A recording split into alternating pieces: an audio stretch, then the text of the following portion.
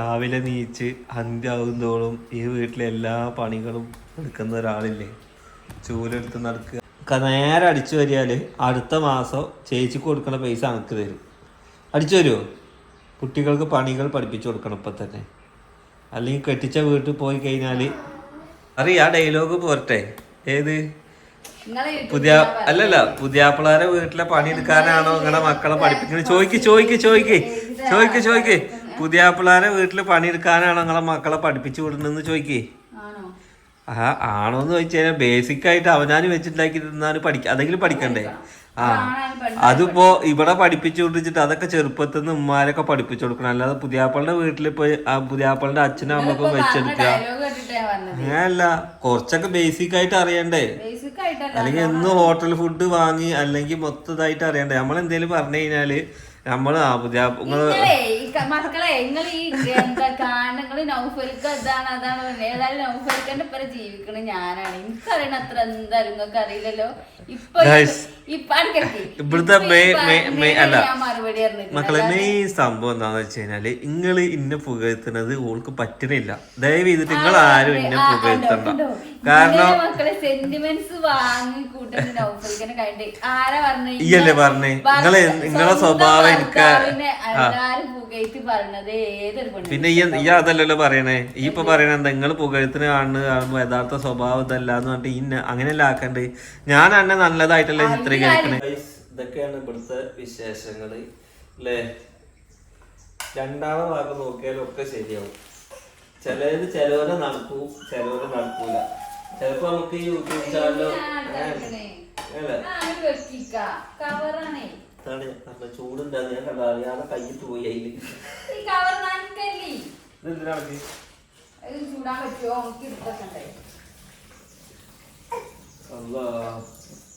നിങ്ങൾ പേരയിലെ ആമക്കൾക്കൊക്കെ പണി പഠിപ്പിച്ചു കൊടുക്കണം കേട്ടോ, എന്നാലാണ് നടക്കുള്ളൂ. ഇപ്പൊ കോഴിമുട്ട പുഴുങ്ങാൻ പഠിച്ചു, കുറെ സാധനങ്ങൾ ഞാൻ ഇപ്പൊ പഠിച്ചു. ഇതൊക്കെ താത്താര് പറയാം, ഇത്രയും മുട്ട കഴിച്ചു കഴിഞ്ഞാൽ മോനെ കൊളസ്ട്രോൾ വന്ന് ഈ മരിക്കൂലേന്ന്.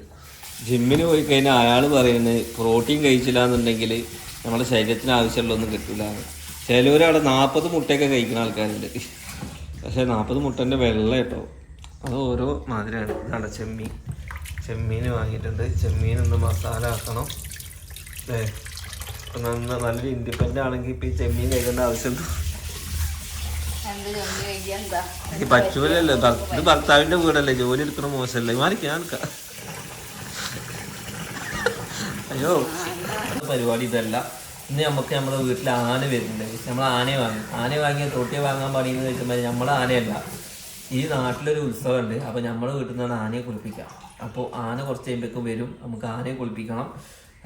കഴിഞ്ഞ പ്രാവശ്യം ആനയെ കുളിക്കുമ്പോൾ അലേഹുണ്ട്, ഇപ്രാവശ്യം അലേഹിയും അനലും ഉണ്ട് ആനയെ കുളിപ്പിക്കാൻ. അപ്പോൾ ആനേനെയൊക്കെ നമുക്ക് കാണാം അല്ലേ. നമ്മളെ പേരുടെ മുറ്റത്തൊക്കെ ഒരു ആന ഇങ്ങനെ നിൽക്കുകയാണെന്നുണ്ടെങ്കിൽ അടിപൊളിയല്ലേ.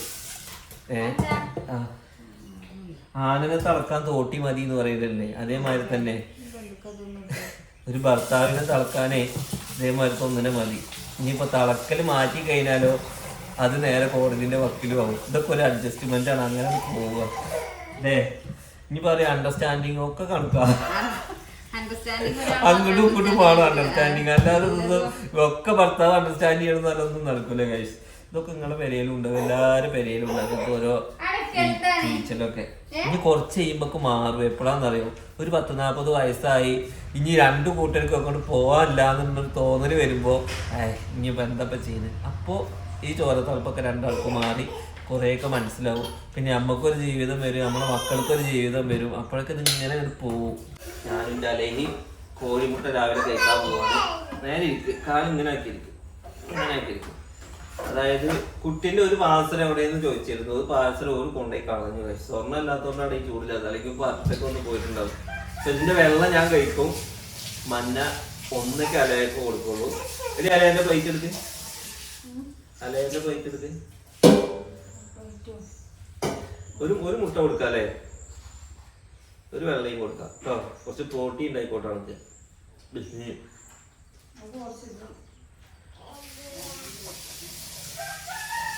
കിണറിന്റെ അവിടെ തോരിണ്ട് കേട്ടോ, ആന അവിടെ നിൽക്കാം. ഇതുവരെ ആ പുറത്തിട്ടോ. ബാക്കി ഇന്ന് ഇപ്പുറത്തെ വീട്ടിൽ ചെണ്ട കൊട്ടൊക്കെ ഉണ്ട് ഗൈസ്. അപ്പം എന്തായാലും നമുക്കൊരു ഉത്സവം പാടെ കാണാം അല്ലേ. ഇതിൻ്റെ സൈബ് നീച്ചിട്ടുണ്ട്, ഐബുമോ നീച്ചു. ഏയ് ചെറിയല്ലേ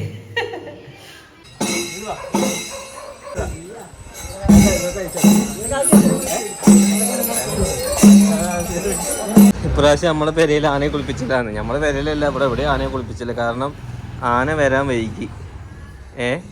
ആന വരാൻ വൈകിയപ്പോൾ ഓല് ഓൾറെഡി അവിടുന്ന് കുളിപ്പിച്ചിട്ടാണ് വന്നത്. കാരണം പിന്നെ നേരം കിട്ടിയില്ല. അപ്പോൾ നമ്മൾ വെയിറ്റ് ചെയ്തത് വെറുതെ ആയി. പക്ഷെ എന്നാലും ആന കണ്ടു. ആന നെറ്റിപ്പട്ടൊക്കെ കെട്ടി. ആന പോയില്ല ലേഹ. നമുക്ക് കുറേ ആനകളെ കാണാൻ വേണ്ടി പോകട്ടോ. ആന എവിടെ? ആന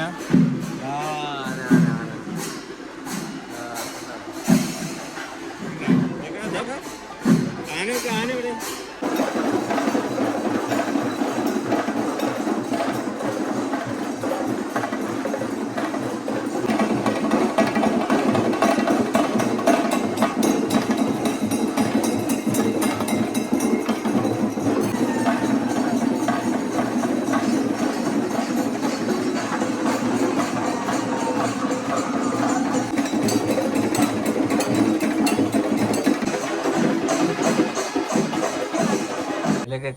ആനയൊക്കെ കണ്ട ലേഹ വരുന്നുണ്ട് ഗൈസ്. അതേ കയ്യിൽ എണ്ണക്കടിയൊക്കെ ആയിട്ടാണ് വരുന്നത്. കോളിഫ്ലവർ പൊരിച്ചത് ഒക്കെ താഴത്തിട്ടോ. ബാ കയറി കയറി കയറി പോരെ പോരെ. എൻ്റെ പിന്നാലെ നടക്കുക എല്ലായിടത്തും കൂടി. ആണ്ട് കുടുങ്ങി ഞാൻ ലേഹനെ കൊണ്ട്. പല്ല് പറിക്കാൻ പോയ അവിടെ അലേഹ, പൂരത്തിന് പോയ അവിടെ അലേഹ, എല്ലായിടത്തും അലേഹ. എന്നിട്ട് ഇത് അവിടെ നിർത്തുവന്ന് ഹനുമാൻ കഥ ആയിട്ട് നടക്കണ മാതിരി ഗൈസ്. അപ്പം എന്തായാലും പൂരമൊക്കെ നിങ്ങൾ കണ്ടത് നമ്മുടെ നാട്ടിൽ നിന്ന് ഇങ്ങനെ പോകുന്ന വേലയാണ് കേട്ടോ. ഇപ്രാവശ്യം എന്താ സങ്കടം എന്ന് വെച്ച് കഴിഞ്ഞാൽ നമ്മുടെ പെരയിൽ നിന്ന് കുളിപ്പിക്കാൻ പറ്റിയില്ല. മറ്റേ ഞാൻ അങ്ങനെ ഒരു തമ്പനയിൽ ഇടലുണ്ട്, നമ്മുടെ വീട്ടിലും ആന വാങ്ങിയെന്ന്. ആ തമ്പനയിലും കാത്തിട്ട് ഞാൻ കുറേ നേരം കാത്തുനിന്നു ഗൈസ്. പക്ഷെ ആന എന്നെ പറ്റിച്ച്. അതായത് നമ്മളിവിടുന്ന് ഞാൻ പൈപ്പൊക്കെ റെഡിയാക്കി ഇങ്ങനെ പിടിച്ച് നിൽക്കുകയാണ്. ആനനെ കുളിപ്പിക്കേണ്ടി വരുന്നത്. ഇല്ല 10 മണിക്കും ആന വരും വിചാരിച്ചു, വന്നില്ല. ഇനി 1 മണിക്ക് ആന വരും വിചാരിച്ചു, വന്നില്ല. പിന്നെ ഉണ്ട് നെറ്റിപ്പട്ടൊക്കെ ചുറ്റിയിട്ട് ആന പോണ് കുളിക്കാതെ അലേഹ. ആനനെ കുളിപ്പിച്ച് കൊടുന്നിറക്കുക ഗൈസ്. അപ്പം എന്തായാലും നിങ്ങളുടെ നാട്ടിൽ ഇതേമാതിരി പൂരം ഉത്സവങ്ങളൊക്കെ ഉണ്ടാവും വിചാരിക്കുന്നുണ്ട്. ചിലവരുടെ നാട്ടിലുണ്ടാവും, ചിലവരുടെ നാട്ടിലില്ല. ഇവിടെ ഇപ്പോൾ പൂരം, ഉത്സവങ്ങൾ, പിന്നെ കാളവേലകൾ, അതുപോലെ തന്നെ എന്താണ് നേർച്ചകൾ, അങ്ങനത്തെ ഒരുപാട്. പാലക്കാട് എന്ന് പറഞ്ഞാൽ നിങ്ങൾക്ക് എല്ലാവർക്കും അറിയുന്ന സംഭവമാവും. ഉത്സവങ്ങളുടെ നാടാണ് ഗൈസ്. ഒരുപാട് സംഭവങ്ങളുള്ള നാടാണ്. എല്ലാവരും ഒരുമിച്ച് നിന്ന് ആഘോഷിക്കണ ഒരു സംഭവങ്ങളാണ്. ഓക്കെ, എല്ലാവരും കാണാൻ വേണ്ടിയിട്ട് പോക്കണം കേട്ടോ. നമ്മളും പോയി ഇപ്പോൾ വന്നു അല്ലേ. അല്ലേയൊക്കെ നന്നായിട്ട് എൻജോയ് ചെയ്തിരിക്കണം ഗൈസ്. അപ്പോൾ എന്തായാലും ഇന്നത്തെ വീഡിയോ ഇത്രയേ ഉള്ളൂ. നെക്സ്റ്റ് നല്ലൊരു വീഡിയോ ആയിട്ട് കാണാം. എല്ലാവർക്കും ഒരു കൊടുത്താ. Okay guys.